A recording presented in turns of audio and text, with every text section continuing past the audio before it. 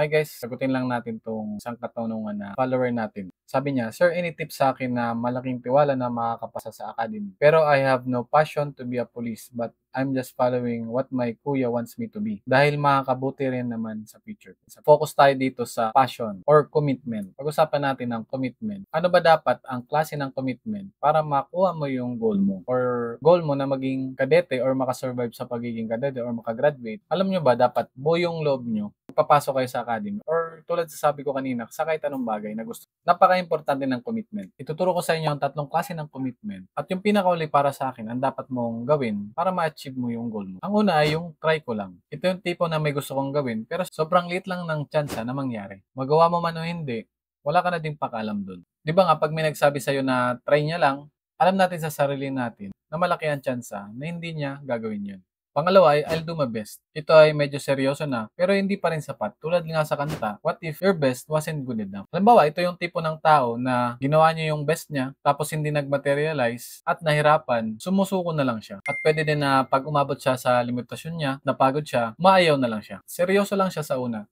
Pero pag nakaramdam na siya ng failures, challenges, and rejection, nawawalan na siya ng gana. Minsan din, tinatanong niya yung sarili niya kung kaya niya pa ba to? Or nagsasabi siya sa sarili niya na hindi to para sa akin.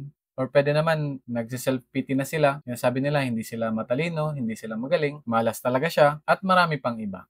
Punta na tayo sa pinakauli. Ito ay ang tipo ng tao, pag nag-commit siya, ang sinasabi niya, I'll do whatever it takes. Ito dapat yung tipong commitment na dapat natin i-consider para ma-achieve yung mga goal natin. Ito na yung pinakaseryosong klase na commitment. Ito yung tipo ng tao na pag nag-commit siya, sinasabi niya sa sarili niya, kahit anong mangyari, dapat ma-achieve niya yung goal niya. Whatever it takes.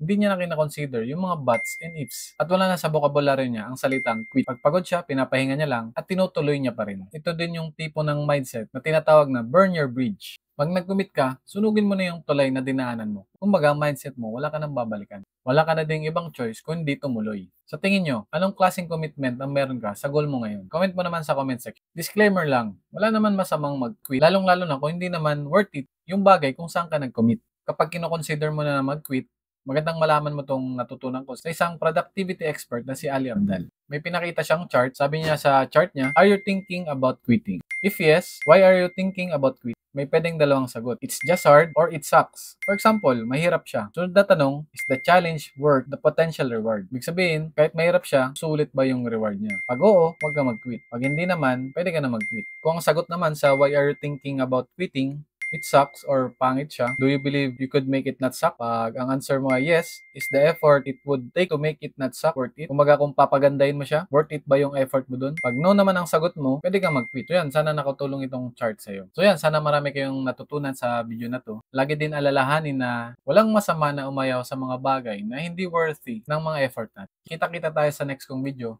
Bye!